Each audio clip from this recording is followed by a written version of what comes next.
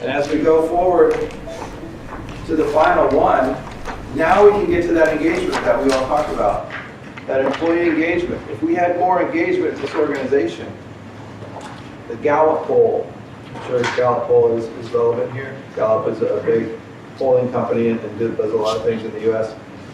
Their engagement poll, they've been doing this since 2001, was the first year that they did it.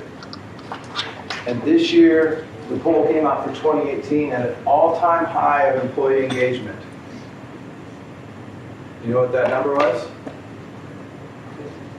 34%. Yeah, that's their 18-year high was 34% of engaged employees. You know what the low end of that was?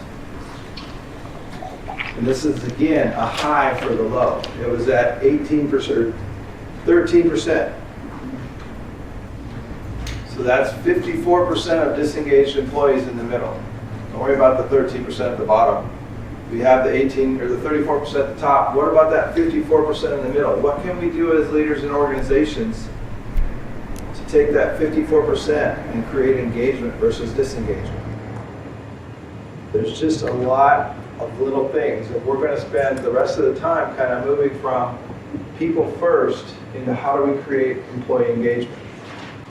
So as those things build and you create that environment, that culture, all of these pieces, that's really what leads to engagement. So when you use the people analogy, people, employee experience, opportunity, purpose, leadership, and engagement, these are the things that can make a huge difference in the organization. I saw a post a couple of days ago on social media about Caterpillar, a pretty big company worldwide. And they said their most important thing that they're focusing on today is their people.